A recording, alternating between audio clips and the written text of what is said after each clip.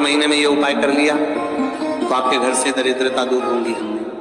ये उपाय आपको पिछली कथा में बताया था। आज है जितना छोटा शिवलिंग होता है, शास्त्र कहता है वो उतना उतना फल प्रदान करता है, उतना उतना आनंद देता है, उतना उतना सुख को प्रदान कर देता है। जितना छोटा शिवलिंग होगा उतना उतना आनंद को प्रदान कर देगा। आप घर में जो शिवलिंग है उसको 10 दिन स्नान नहीं कराओगे चलेगा, 15 दिन स्नान नहीं कराओगे चलेगा, आपने 10 दिन बेलपत्र नहीं चढ़ाई चलेगा, आपने 15 दिन उसको चंदन नहीं लगाया चलेगा, आपने भोग नहीं लगाया चलेगा, आपने शंकर जी की आरती नहीं चलेगा, पर घर में शिवलिंग होना चाहिए।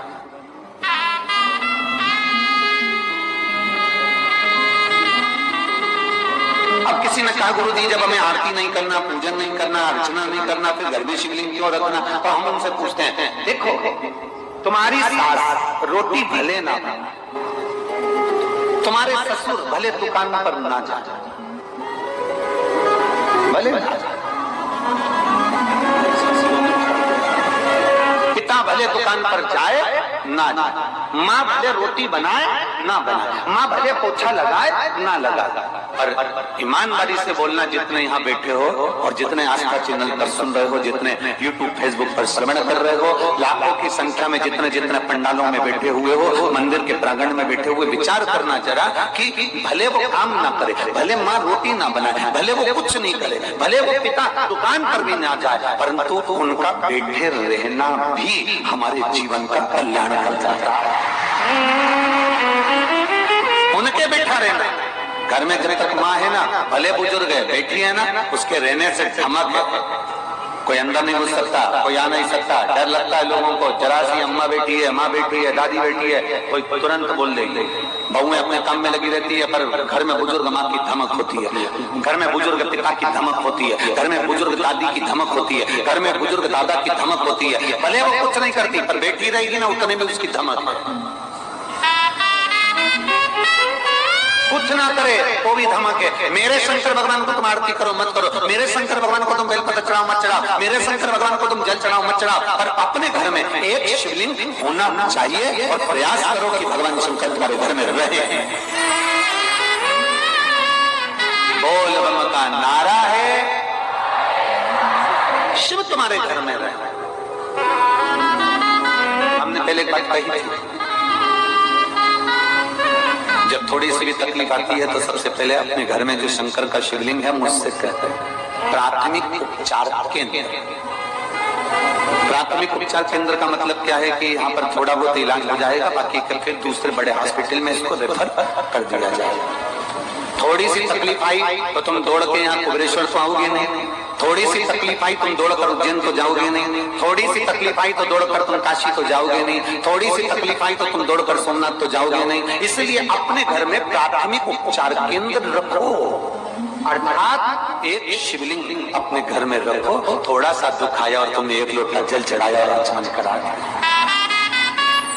फिर वहां से थोड़ी बहुत ट्रीटमेंट लेकर फिर 2-3 दिन के बाद विचार करना, अपना टिकट कटा रही हूँ सीहोर का, अब मैं जा रही हूँ सीहोर, अब मैं जा रही हूँ कुबेरेश्वर धाम, अब मैं जा रही हूँ उज्जैन, अब मैं जा रही हूँ काशी। फिर वहां पहुंचकर फिर उसके पहले भी एक उपचार केंद्र और होता है, प्रयास करना फिर अपने पास का कोई शिवालय हो वहां रहना, फिर वहां से भी कम न बने, फिर जाना बाबा के धाम, बाबा के धाम कुबेरेश्वर धाम सीहोर, फिर आ जाना।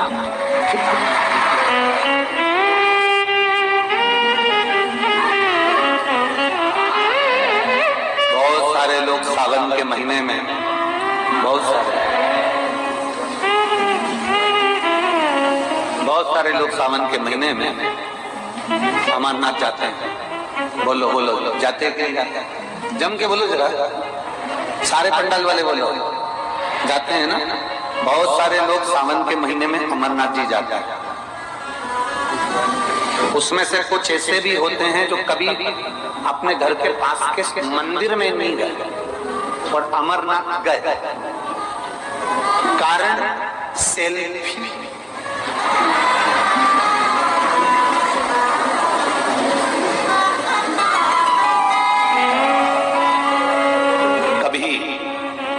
पास के शिवालय में नहीं गया कभी अपने घर में जो शंकर का शिवलिंग है उसकी हाथ जोड़कर कभी चंदन नहीं लगाया?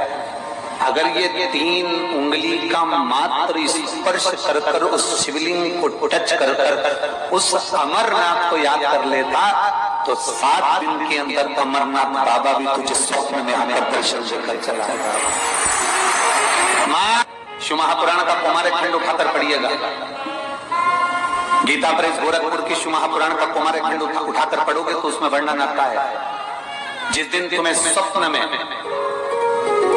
आपका गुरु हंसता हुआ नजर आ जाए, जिस दिन स्वप्न में भोलेनाथ, भगवान शंकर या शिवलिंग तुम्हें हंसता हुआ नजर आ जाए, जिस दिन स्वप्न में तुम जिस गुरु को भजते हो, तुम जिस गुरु का स्मरण करते हो, तुम जिस गुरु को बहुत मानते हो, वो तुम्हें हंसता हुआ दिख जाए। कभी स्वप्न में देवाधिदेव महादेव हंसते हुए दिख जाए, कभी स्वप्न में तुम्हें शंकर का शिवलिंग हंसता हुआ दिख जाए, कभी स्वप्न में तुम्हें नंदी हंसता हुआ दिख जाए। समझ लेना कि कहीं ना कहीं से खूब अच्छी खबर हमको मिलने वाली है। 15 दिन के अंदर 15 दिन के अंदर हमें अच्छी खबर मिलेगी, निश्चित है, क्योंकि शंकर हंसा है, गुरु हंसा है, नंदी हंसा है, शिवलिंग हंसा है। मुस्कुरा कुमार खंड शिव महापुराण गीता प्रेस गोरखपुर पढ़ो, उसमें मिलेगा।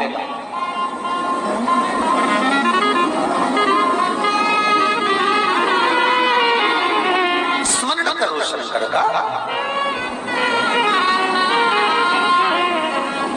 12 ज्योतिर्लिंग में से एक ज्योतिर्लिंग है,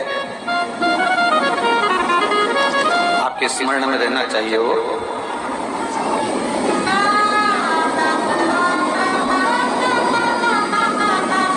जिसको नागेश्वर ज्योतिर्लिंग कहा जाता है।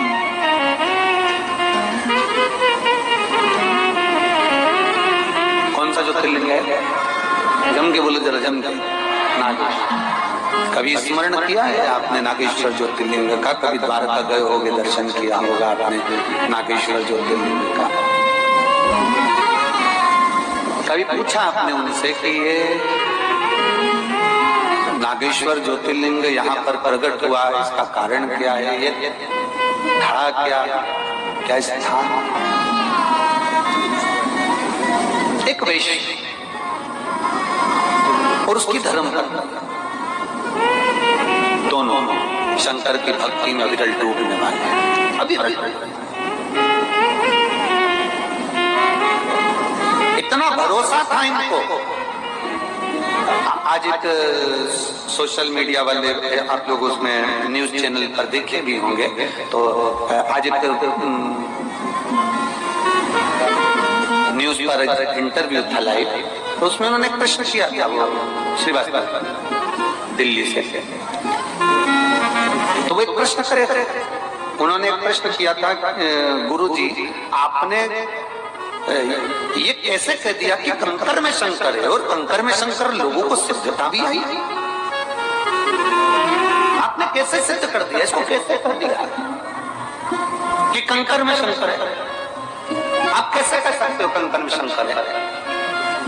हमने उनको एक ही बात कही कि आप थोड़ा ध्यान लगाइएगा, 12 ज्योतिर्लिंग में आप 12 ज्योतिर्लिंग में से एक ज्योतिर्लिंग अगर नागेश्वर को उठाकर देखेंगे तो एक वैश्य अपनी धर्मपत्नी के साथ रहता है, उसके घर में संतान का सुख नहीं है, संतान का सुख नहीं था, तो उसने एक काम चालू करा।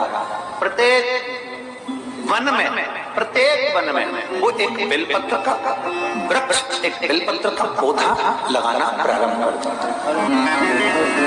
क्या काम चालू करा उसने? बेलपत्र का पौधा लगाना चाहता।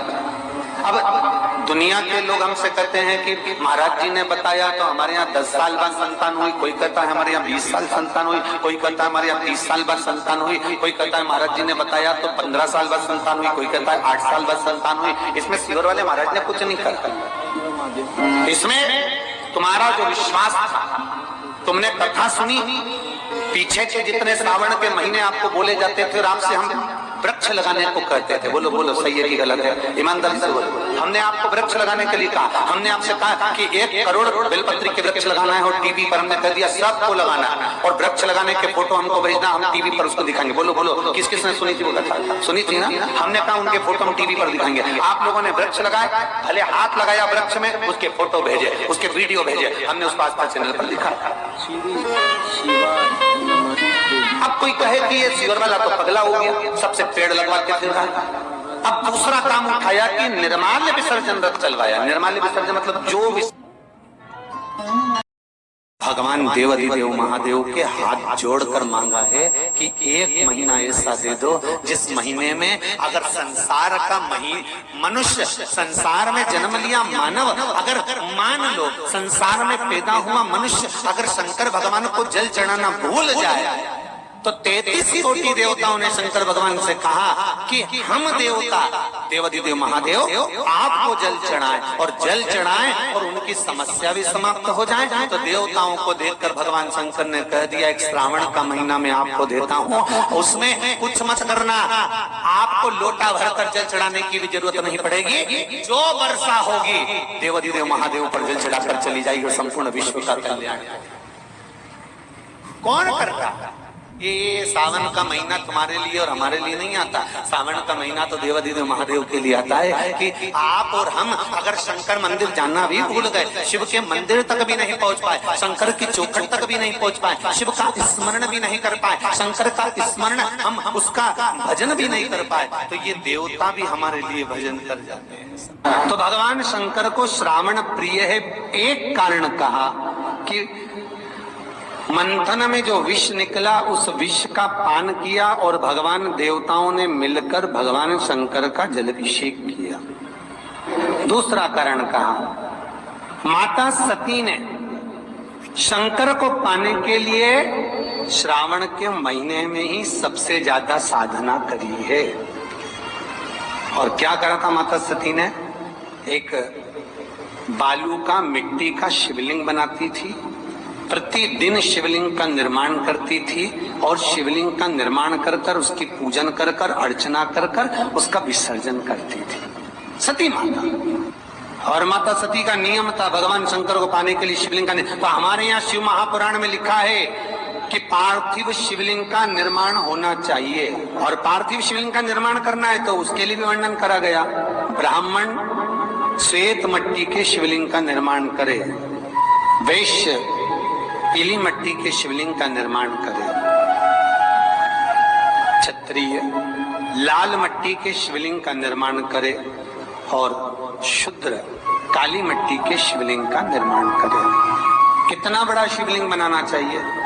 अगर हम पार्थिव शिवलिंग का निर्माण कर रहे हैं, या हमारे घर में हम कोई मूर्ति रख रहे हैं, या हमारे घर में हम कोई मूर्ति को विराजमान कर रहे हैं, तो उस मूर्ति का भाव कितना बड़ा होना चाहिए? तो कहा जमीन पर अपने हस्त कमल को रखकर अंगूठे को ऊंचा कर कर देख लो, बस इतनी बड़ी मूर्ति घर के अंदर होना चाहिए। चाहे वो लड्डू गोपाल की हो, चाहे वो दुर्गा भवानी की हो, चाहे वो राम जी की हो, शंकर जी की हो, कृष्ण की हो, जिसकी रखना हो, बस इतनी बड़ी मूर्ति